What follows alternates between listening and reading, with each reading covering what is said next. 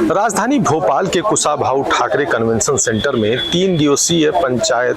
प्रतिनिधियों की कार्यशाला का आयोजन किया जा रहा है। इस कार्यशाला का उद्घाटन मुख्यमंत्री डॉक्टर मोहन यादव ने किया है और ये 3 दिनों तक ये कार्यशाला जारी रहेगी। इसमें पंचायत को कैसे सशक्त बनाया जाए, पंचायत प्रतिनिधियों को कैसे ज़्यादा से ज़्यादा अधिकार किए जाएं और किस तरीके से पंचायत में लोगों को जो उनके अधिकार मिलने चाहिए, जैसा विकास होना चाहिए, उस दिशा में भी एक बेहतर एक समन्वय कैसे स्थापित किया जाए जनप्रतिनिधियों का और जो पंचायत के जो जिला पंचायत अधिकारी हैं उन तक किस तरह की जो एक कह सकते हैं संवाद स्थापित करके और पंचायत में किस तरह की जो नवाचार हैं उनको कैसे लागू किया जाए, इस विषय पर पूरी तरीके से मंथन हो रहा है। इसमें जो पंचायती राज मंत्री हैं प्रहलाद पटेल भी शामिल हैं और ये 3 दिनों तक जारी रहेगा। पूरे प्रदेश से इसमें 2000 के करीब में जो जनप्रतिनिधि अधिकारी और प्रतिनिधि आए हुए हैं और इसमें इसी विषय पर मंथन हो रहा है। अभी तक जिस तरीके से देख सकते हैं कि किस तरीके से यहाँ पर इसको सेंटर को सजाया गया है और बेहतर तरीके से इसको, क्योंकि यहाँ पर पूरे प्रदेश से लोग आ रहे हैं तो एक पंचायत की थीम भी दी गई है। चूँकि मध्य प्रदेश एक ऐसा प्रदेश है जहाँ पर कह सकते हैं कि ग्रामीण इलाका बहुत ही विस्तृत रूप से है, तो यहाँ पंचायतें जितना सशक्त होंगी उतना ही प्रदेश भी सशक्त होगा। तो इस दिशा में पूरी तरह से जो कार्यशाला है वो इस पे निर्भर है। मध्य प्रदेश में पंचायतों को आत्मनिर्भर और समृद्ध बनाने की कवायद की जा रही है। पंचायतों को प्रशासनिक, वित्तीय एवं सामुदायिक स्तर पर मजबूत बनाते हुए उन्हें आत्मनिर्भर एवं समृद्ध बनाने की दिशा में ठोस रणनीति तैयार की जा रही है। इसके अंतर्गत स्थानीय शासन की पारदर्शिता व जवाबदेही, मनरेगा, आजीविका मिशन, सामाजिक अंकेक्षण, डिजिटल ट्रैकिंग एवं मॉनिटरिंग, वित्तीय प्रबंधन एवं पंचायत शासन, स्वनिधि से समृद्धि अभियान, वाटर शेड परियोजनाओं का क्रियान्वयन, शुद्ध पेयजल, स्वच्छ ग्राम तथा विभिन्न राष्ट्रीय योजनाओं का प्रभावी संचालन, पैसा ग्राम सभाओं की वर्तमान स्थिति एवं सफल क्रियान्वयन जैसे विषयों पर विस्तृत चर्चा और प्रशिक्षण दिया जाएगा। पंचायत की एक कार्यशाला का आयोजन चल रहा है। पंचायतों को सशक्त बनाने का काम इस कार्यशाला का लक्ष्य है और खासतौर से जो महिला सरपंच हैं, क्योंकि महिलाएं सरपंच जब सशक्त बनेंगी तभी पंचायतें हमारा जो कहीं न कहीं सशक्त बन पाएंगी। क्योंकि ज़्यादातर ये एक जो अंदर ही कार्यशाला में सुनने को मिला कि ज़्यादातर जो महिलाओं जो जहाँ पंचायत है उनके पति ही उनका संचालन करते हैं। तो क्या कहेंगी आप? सबसे पहले तो मैं देश के यशस्वी प्रधानमंत्री और हमारे माननीय मुख्यमंत्री जी को धन्यवाद देती हूं कि भारतीय जनता पार्टी की सरकार आई तब से महिलाओं की सशक्तिकरण में महिलाएं आज काम कर रही हैं और उसको लेकर के भारतीय जनता पार्टी की सरकार ने त्रिस्तरीय पंचायती राज में 50% आरक्षण दिया, जिसके चलते हमारी बहनें चौका चूल्हा से बाहर निकल के आके आज समाज में काम करने का सौभाग्य मिला है और 50% हमारी बहनों को आज सहभागिता समाज में काम करने को मिला। जैसे कि आपने कहा कि पति कर रहे हैं, ऐसा नहीं है। पहले जब शुरुआत थी, मैं भी ये बात बोल रही हूँ, जब पहले शुरुआत थी तो उस समय में हमारी बहनों को, कुछ ऐसी बहनें थी जो ग्रामीण क्षेत्र की, उन बहनों को अधिकार के बारे में, उन बहनों को एक हिचक थी, डर थी। पर आज हमारी बहनें सशक्त हो गई और बहुत अच्छे से आज वो चाहे सरपंच हो, पंच हो, जनपद हो, जिला पंचायत हो, हर क्षेत्र में आज बहुत अच्छा काम कर रही हैं। आप भी एक सशक्त महिला के रूप में जानी जाती है। जिस तरीके से आपका नाम है और आपकी सरकार कहीं न कहीं लाडली बहना के माध्यम से भी जो हमारी जो करीब 1.5 करोड़ महिलाएं हैं उनको भी सशक्त बनाने का, आत्मनिर्भर बनाने का एक प्रयास कर रही हैं और इस मॉडल को दूसरे प्रदेश भी अपना रहे हैं। ये तो हम सब लोगों का सौभाग्य है कि मध्य प्रदेश में हम लोगों ने जन्मे और मध्य प्रदेश की इस धरती में जिस तरीके से महिलाओं को आज सशक्त बनाया जा रहा है, महिलाएं निश्चित ही सशक्त हो रही हैं। मैं यदि कहूँ कि जिस तरीके से देश के यशस्वी प्रधानमंत्री जी ने आज आत्मनिर्भर भारत में लखपति दीदी बनाने का भी काम किया और स्व सहायता समूह के माध्यम से हमारी बहनें खुद स्थानीय उत्पाद बना रही हैं और उत्पाद बनाने के बाद आज उनका जो माल है वो देश विदेश, उनकी वस्तुएं देश विदेश को जा रही हैं और हमारी बहनें सशक्त हो रही हैं। मध्य प्रदेश की बेटी माया विश्वकर्मा, जिन्हें पैड जीजी के नाम से भी जाना जाता है, अब निर्विरोध सरपंच चुनी गई हैं। महिलाओं के स्वास्थ्य और मासिक धर्म स्वच्छता को लेकर जागरूकता फैलाने वाली माया ने अपने जीवन को सामाजिक कार्यों के लिए समर्पित कर दिया है। अमेरिका से पढ़ी लिखी इस महिला सरपंच के चलते आज पंचायत को भी विशेष सम्मान मिला है। पैड वुमेन का नाम आपने सुना होगा, नहीं सुना होगा तो आज हम आपसे मिलवा देते हैं। हमारे साथ में जो महिला खड़ी है वो माया विश्वकर्मा है और एक ऐसी पंचायत से हैं जहां पर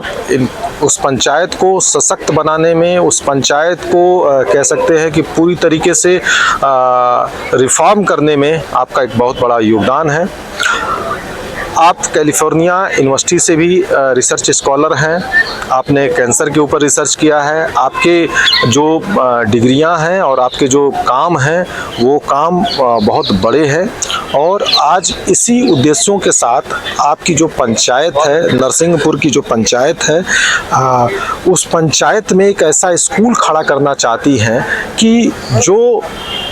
स्कूल ही ना हो, जहां पर पूरी तरीके से शिक्षा के सारे साधन उपलब्ध हों और उस स्कूल को बनाने की दिशा में आपका फाउंडेशन काम कर रहा है। तो आज हम माया विश्वकर्मा जी से बात करते हैं कि कैसे अपने लक्ष्यों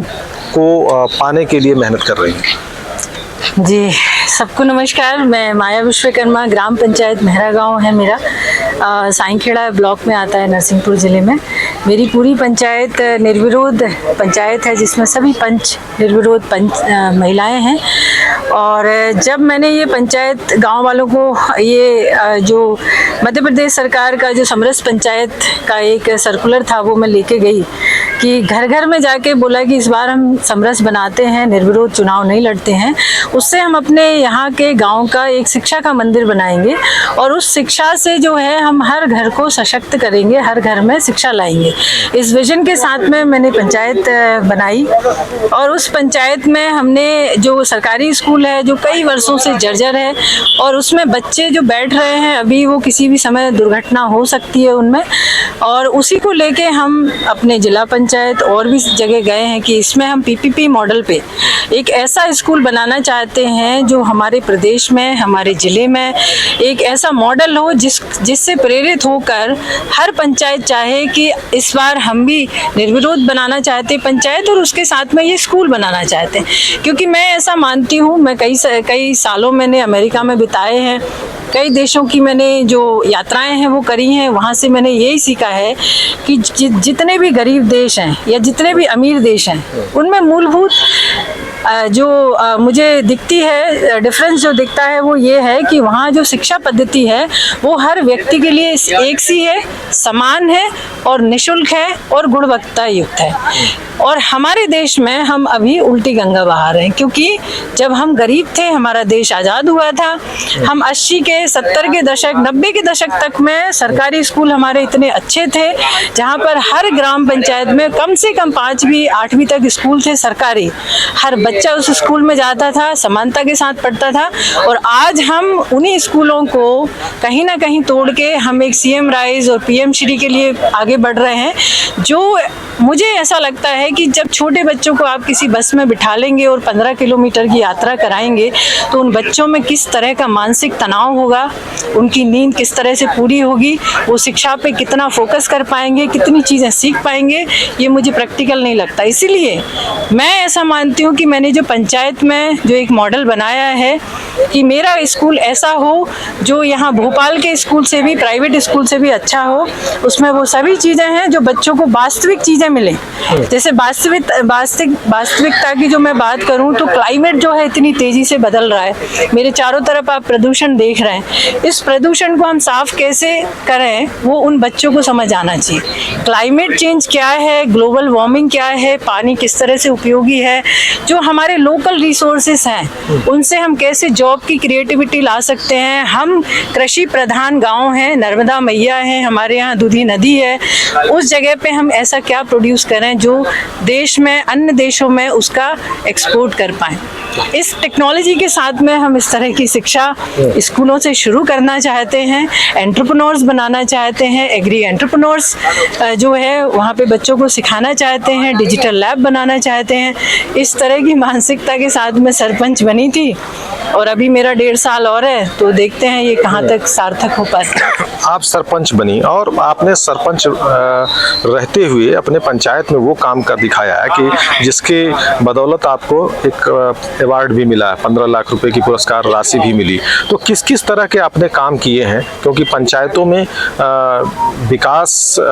एक कह सकते हैं कि जिस तरह की ज़रूरत होती है कहीं न कहीं विकास की अवधारणा उस तरीके से पूरी नहीं हो पाती है, और इस कार्यशाला का भी यही उद्देश्य है। देखिए, ये कार्यशाला में जो बताया गया है कि सभी इमारतें जो सरकारी हैं उनमें सोलर होना चाहिए, किसानों के पास जो 3 हॉर्स पावर की मोटर थी उसको 7-8 जिसमें कन्वर्ट कर रहे हैं। उसके अलावा और भी तमाम जल संवर्धन पे बातें हुई, चर्चाएं हो रही हैं और अभी भी ट्रेनिंग चल रही है। तो मैं ऐसा मानती हूँ कि मतलब जब तक गांव में आप समग्र विकास नहीं करेंगे, समग्र विकास से मेरा मतलब है कि वहाँ स्वच्छता भी होना चाहिए, वहाँ पानी की व्यवस्था होना चाहिए, वहाँ पर शिक्षा अच्छी होना चाहिए, स्वास्थ्य केंद्र होना चाहिए और महिलाओं को वो वैसे सारे अवसर मिलना चाहिए जिसमें वो अपने आप को एक गर्वान्वित महसूस कर सकें। तो बहुत सारी महिलाएं हैं जिनको हम 1500 रुपये महीने का जो लाडली बहना को दे रहे हैं, लेकिन क्या वो सार्थक उपयोग हो रहा है? मुझे नहीं लगता कि वो गांव ग्रामीण लेवल पे सार्थक उपयोग हो रहा है,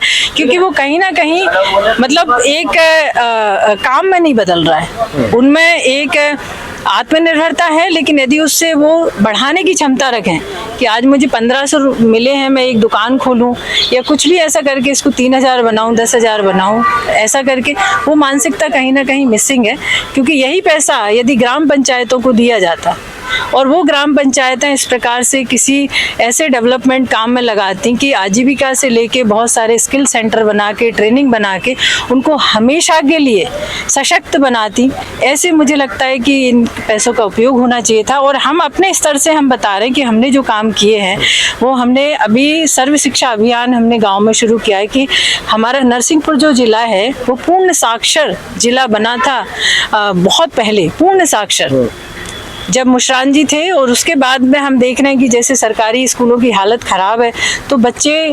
हर साल ड्रॉप आउट बढ़ रहा है उनका, वो प्राइवेट स्कूल नहीं जा पा रहे हैं। तो हम चाहते हैं कि बच्चा भले ही स्कूल ना जाए लेकिन वो दस्तखत करना सीखे, पढ़ना सीखे, हर महिलाएं दस्तखत करें, क्योंकि आजकल डिजिटल के युग में यदि फिंगरप्रिंट्स नहीं आ रहे तो उनको अपनी तनख्वाह नहीं मिल रही है, पेंशन नहीं मिल रही है, उनको जो योजनाओं का लाभ मिल रहा है वो नहीं मिल रहा है। तो वो सारी चीज़ें ना हो, इस कारण से हम एक हस्ताक्षर अभियान हमने गाँव में शुरू किया है। महिलाओं को स्किल सेंटर चालू किए हैं, सिलाई सिखाई है, ब्यूटी पार्लर का कोर्स कराया है, कंप्यूटर सिखाया है, और भी मतलब और चीज़ें हम लोग जो अभी हर साल मतलब लेकर आ रहे हैं, ताकि हमारे यहाँ की महिला पंचायत है तो महिला सबसे पहले सशक्त हो। इसीलिए हमको मतलब एक अनूठी कहा जाए कि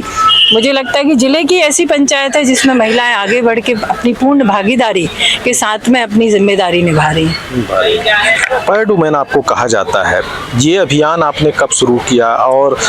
इसकी जो एक कह सकते हैं कि जो प्रचार प्रसार किया तो कितना बदलाव देखने को मिला? हाँ, इसका मैंने शुरुआत करी थी 2016 में, लगभग 10 साल होने वाले हैं। और जब मैं, चूँकि मैंने अमेरिका में रही हूँ, मैंने देखा है कि वहाँ हर बाथरूम में सैनिटरी पैड की व्यवस्था होती है, हर स्कूल में सैनिटरी पैड से मतलब शिक्षा स्कूलों में दिलाई जाती है। 5वीं कक्षा से ही बच्ची को ऐसा बताया जाता है कि आपका ये समय कभी भी शुरू हो सकता है। वो कहीं ना कहीं हमारे भारत में एक बहुत बड़ा संकीर्ण सोच का टैबू बन के रह गया था। उस समय में 9 साल पहले की बात करूं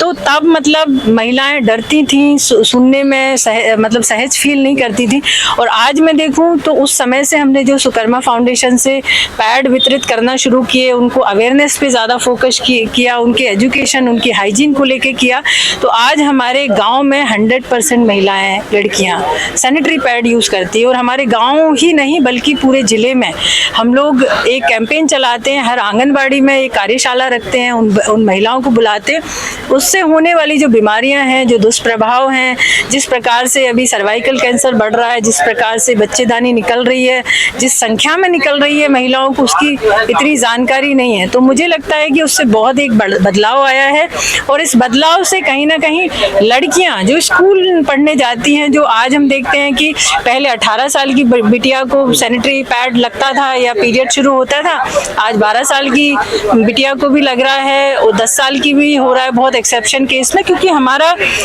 खान पान बदल रहा है, हमारे हार्मोन चेंज हो रहे हैं, हमारे आसपास का वातावरण बदल रहा है। तो हमको इसके लिए तैयार रहना है, हमको हमारी सरकार को तैयार रहना है, हमारे संवेदनशील लोगों को तैयार रहना है कि हम किस प्रकार से अपनी बेटियों को ऐसा माहौल दें ताकि वो स्कूल जाएं तो डर महसूस ना हो, उनको एक साफ टॉयलेट दें, सैनिटरी पैड की व्यवस्था कराएं। ये व्यवस्था हमने अपने इधर करी है। तो हमारे यहाँ लगातार ये काम चल रहा है जिले में, ट्राइबल एरिया में, उनको पूरे स्वास्थ्य को लेके, उनके खान पान को लेके, उनका किस प्रकार से उनमें जो है उनका हीमोग्लोबिन बढ़े, उनको आयरन की डेफिशिएंसी ना हो, इस प्रकार से बहुत सारे हम लोग प्रोग्राम। आपने कैंसर के ऊपर भी रिसर्च वर्क किया है, किस तरीके का रिसर्च वर्क है और इससे क्या आपके पंचायत और आपके जिले में किस तरह का बदलाव आप उम्मीद करती हैं?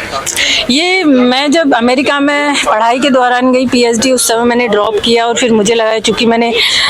एम्स दिल्ली में न्यूक्लियर मेडिसिन में रिसर्च किया था, फिर उसके बाद जब मैं वहाँ गई तो जो University of California San Francisco है, वहाँ पर मैं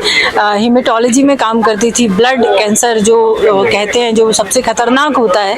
उस समय वहाँ पर वैक्सीन निर्माण का एक काम हो रहा था। अभी तो वो काम बहुत आगे बढ़ गया होगा, क्योंकि मैंने पिछले 10-12 साल से वो काम छोड़ रखा है। तो मेरा ऐसा मानना है कि वो कहीं ना कहीं हमारी दिनचर्या में क्या चीज़ हम खा रहे हैं, किस प्रकार से प्लास्टिक, हमारे माइक्रो प्लास्टिक हमारे शरीर में जा रहे हैं, किस प्रकार से हम दूषित पानी पी रहे हैं, किस प्रकार से हम, और भी तमाम चीज़ें हैं जो हमारे गांव में आज कैंसर के मरीज बढ़ने लगे हैं। तो उनमें खान पान की जागरूकता, उनमें एक्सरसाइज करने के लिए, उनमें अपना कि हमें किस प्रकार से अपनी दिनचर्या रखना है, जिससे हमें एक कैंसर होने वाली बीमारियों को, चीज़ों को हम कम से कम कर पाए। हम रोक नहीं सकते हैं, क्योंकि हमने देखा है जब हरित क्रांति आई थी पंजाब में, जब वहाँ एक केमिकल का एक रेवोल्यूशन हुआ था, आज हम देखते हैं पंजाब में हर घर में लगभग कैंसर पेशेंट है। वो कहीं ना जी कैंसर ट्रेन चलती है। वहाँ का जो ग्राउंड वाटर है वो इस तरह से पोल्यूट हो गया है कि वहाँ केमिकल जो हमारी खेती में हमने डाले गए थे उस जमाने में, वो आज भी कहीं ना कहीं पानी में है। तो हम चाहते हैं कि इन चीज़ों से हम हमारे क्षेत्र के लोगों को, हमारे गाँव के लोगों को ये बताएं, बढ़ाएं कि अपन घर में ऑर्गेनिक सब्जियां कैसे उगाएं, गोबर की खाद कैसे उपयोग करें, पानी जो साफ है उसके लिए हमने अपनी ग्राम पंचायत में एक कम्युनिटी वाटर RO प्लांट लगाया है, जिससे कम से कम जो ग्राउंड वाटर हार्ड है उसको हम लोग अच्छा स्वच्छ पानी स्कूल के बच्चों को, गाँव वालों को पीने के लायक एक पानी मिले, क्योंकि अभी तक नल जल योजना तो हमारे यहाँ शुरू हुई नहीं है। तो इस प्रकार से महिलाओं को कि उनमें सर्वाइकल कैंसर जिस तरह से बढ़ रहा है और भी अन्य चीज़ें, उनमें कभी चेकअप वो लोग नहीं कराते। हमारे यहाँ एक डॉक्टर आती हैं अमेरिका से, वो सर्वाइकल कैंसर की स्क्रीनिंग करती हैं अपने पैसे से, हमारा फाउंडेशन उसमें कंट्रीब्यूशन है काफ़ी, और उनको मतलब एक जागरूकता लेकर, जब तक इंसान, हर एक इंसान जागरूक नहीं होगा अपने स्वास्थ्य के प्रति, नशा नहीं छोड़ेगा, क्योंकि आज हम देख रहे हैं कि हर महिला, बच्चा ज़्यादातर गाँव में राजश्री खाना सीख गया है। आप स्कूल में जाओ तो बच्चों के बस्ते से गुटखे के पैकेट मिलते हैं। आप कहीं भी वो दारू के पौए जहाँ छोड़ देते हैं, कई बच्चे वो 1-2 ड्रॉप का वो दारू वो चखने के लिए, भले ही वो अभी बचपने में कर रहे हैं, खेल में कर रहे हैं, लेकिन कहीं ना कहीं आगे जाके वो नशे में वो ट्रैप होंगे। तो इन चीज़ों के बारे में हम इनको अभी से कैसे हम उसमें अवेयर करें, कैसे हम इन चीज़ों, हमने एक मुहिम चलाई कि भाई हमारे गाँव में शराब नहीं बिकना चाहिए, जब बिकेगी नहीं तो उतना कंजम्पशन नहीं होगा। ये तमाम चीज़ों से हम लोग अभी गांव को जागरूक कर रहे हैं। पंचायत का क्या नाम बता आपने? ग्राम पंचायत मेहरा गाँव। तो आप थी ग्राम पंचायत मेहरा गांव, जो कि नरसिंहपुर में पड़ता है, वहाँ की सरपंच हैं। आपने सुना, देखा कि किस तरीके से आपका जो विज़न है, आपके जो कार्य हैं, उस कार्य की बदौलत आपको न सिर्फ पुरस्कृत किया गया, बल्कि आपके जो विज़न है उस विज़न के तहत आप स्कूल बनाना चाहती हैं, महिलाओं को सशक्त करना चाहती हैं, और एक पैड वुमन के रूप में भी आपकी पहचान बनी हुई है।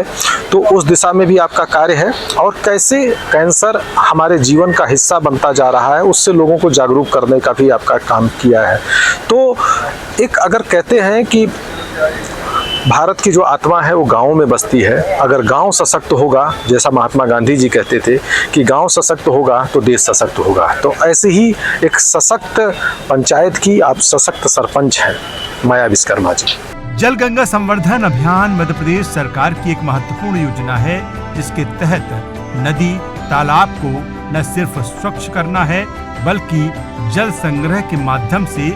वाटर रिचार्ज सिस्टम को भी दुरुस्त करना है। एमपी में चल रही पंचायत कार्यशाला में खंडवा को इस अभियान के तहत प्रथम पुरस्कार से नवाजा गया। मुख्य कार्यपालक अधिकारी नागार्जुन बी गौड़ा के प्रयासों के चलते जिले को प्रथम स्थान मिला है। मध्य प्रदेश की जल गंगा संवर्धन योजना एक ऐसी योजना है जिसके तहत सरकार ने पिछले 2 वर्षों में बहुत काम किया है, और इस लेवल पे अगर बात करें तो आज जो पंचायत स्तरीय कार्यशाला का आयोजन किया जा रहा है राजधानी भोपाल में, इसमें जो जिले अच्छा काम किए हैं उनको सम्मानित भी किया गया है। तो ऐसे में खंडवा को प्रथम पुरस्कार प्राप्त हुआ है जल गंगा संवर्धन में, और इस जिले को वो सम्मान दिलाने वाले भी हमारे साथ में नागार्जुन गौड़ा जी हैं जो IAS हैं। किस तरीके से ये काम हुआ है, किस तरीके से क्योंकि काम आसान नहीं होता है कोई भी, और चूँकि इसमें पूरे ज़िले को जोड़कर काम करना होता है, तो कैसे सर इस काम की शुरुआत कैसे हुई, कैसे आपने एक योजना बनाई? आज यहाँ पे मिंटो हॉल में जो है माननीय मुख्यमंत्री जी द्वारा जल गंगा संवर्धन अभियान जो महत्वपूर्ण अपना मध्य प्रदेश शासन का अभियान था, उसमें पहला स्थान हासिल करने के लिए खंडवा जिले को पुरस्कृत किया है। तो इसमें ये 3 महीने का अभियान रहा है। जैसे आप कह रहे थे कि निश्चित रूप से ये एक टीम वर्क है, तो इसमें एक आदमी का कोई जितना रोल देते हर किसी का उतना ही रोल रहती है। इसमें एक GRS से लेके कलेक्टर सर तक हर किसी का प्रयास रहा है, और ये लगातार 3 महीने में लगातार मॉनिटरिंग करते हुए कामों का फील्ड पे भी और ऑल्सो आपका प्रोग्रेस ऑनलाइन का भी प्रोग्रेस देखते हुए हमने इसमें काम किया था। तो उसका ही नतीजा है कि आज हमें फर्स्ट प्राइज मिला है। इसमें कौन कौन से बेसिक लेवल पे ऐसे कौन कौन से काम हुए हैं, और ख़ास तौर से इसमें पंचायतों की भूमिका बहुत महत्वपूर्ण हो जाती है। तो आपने कहीं ना कहीं जो हमारे जो सरपंच होंगे उनको भी विश्वास में लिया होगा, उनको भी कहीं ना कहीं इसमें शामिल करके उनसे भी एक अच्छे कार्य में सहयोग लिया। इसमें जैसे आप बता रहे थे कि डगवेल रिचार्ज सिस्टम बनाने का था, और फार्म पॉन्ड्स बनाने का था, अमृत सरोवर बनाने का था, और पुराने जो काम है उसको कंप्लीट करने का भी एक पॉइंट्स था। तो इसके आधार पर पॉइंटिंग सिस्टम बनाया गया था, तो बहुत अच्छे से बनाया गया था मध्य प्रदेश शासन के द्वारा। तो उसमें लगातार उसमें काम किया है हमने। जो अपना टारगेट था उससे भी हम ऑलमोस्ट डबल काम करते हुए इसलिए फर्स्ट प्राइज मिला है। और दूसरा जैसे आप बता रहे थे कि सचिव सरपंच हर पंचायतों में बहुत उन्होंने उसमें इंटरेस्ट लिया है। इंटरेस्ट लेके ऑब्वियस पंचायत में सरपंच और सचिव के सपोर्ट के द्वारा काम नहीं होता है, और हर कोई सरपंच अपना जो है खंडवा में, तो उनका बहुत इसमें इंटरेस्ट लेते हुए अपने अपने वहाँ के लोगों को इसका फ़ायदा पहुँचवाने का उनका जो एक उत्सुकता था, उसके कारण ही ये नतीजा रहा है। इस जो कार्यशाला का उद्देश्य ही है कि पूरे प्रदेश में जिस तरीके से पंचायतों को सशक्त बनाना, काम तो जो सरकार के जो चल रहे हैं उन काम में जो गुणवत्ता में सुधार लाना भी है, और सशक्त बनाने के उद्देश्य से, क्योंकि पंचायतें जब सदस्य सशक्त होंगी तभी प्रदेश का उन्नति की तरफ होगा। ये कार्यशाला का वही 3 दिन का कार्यशाला है कि ऐसे नहीं कि 1 घंटे का या 2 घंटे का कार्यशाला। 3 दिन का कार्यशाला में लगातार जिला पंचायत के अध्यक्ष, उपाध्यक्ष, जनपद के अध्यक्ष, उपाध्यक्ष और अच्छे सरपंच जो अच्छे काम किया है उनको भी यहाँ पे बुला के उनका एक एक्सपीरियंस भी यहाँ पे शेयर किया जा रहा है, और ऑल्सो एक मार्गदर्शक भी मिल रहा है कि हमें कैसे आगे बढ़ना है, शासन को और प्रशासन को एक किस दिशा पे बढ़ना है। तो उसका एक बहुत अच्छा से यहाँ पे ब्लूप्रिंट भी दिया जा रहा है। बहुत अच्छे पहल है, और लगातार ये पिछले साल से 2 साल से कर रहे मध्य प्रदेश शासन द्वारा। तो इसका बहुत अच्छा इम्पैक्ट आएगा फील्ड में, जब क्योंकि जनप्रतिनिधि लोगों को भी जब शासन का एक दिशा पता चल जाते हैं तो साथ में काम करने भी उसका बहुत अच्छे से हमें फायदा मिल जाता है। आपके द्वारा अगर बात करें जो भविष्य की ऐसी योजनाएं हैं, मतलब क्योंकि ऐसा होता है कि जो उस दर्जे का अधिकारी होता है कोई न कोई उसका भी एक आगामी एक विज़न होता है, तो उस विज़न के तहत में आने वाले सालों में क्या कुछ कर दिखाने वाले हैं आप खंडवा में? खंडवा में इस बार भी पानी को लेके ही हम काम कर रहे हैं, क्योंकि पानी एक जो है जिसमें कल्चर बनना रहता है कि पानी संरक्षण का, तो उसके बिना एक दिन मतलब 2-3 महीने काम करने से नहीं होगा। लगातार एक कल्चर बनाने का प्रयास है। इस बार मिशन अमृत संचय कलेक्टर सर के द्वारा जो स्टार्ट किया है, उनके मार्गदर्शन में एक पूरा खंडवा में एक जल क्रांति लाने के दिशा में हम काम करने का इस बार का हमने टारगेट रखा है।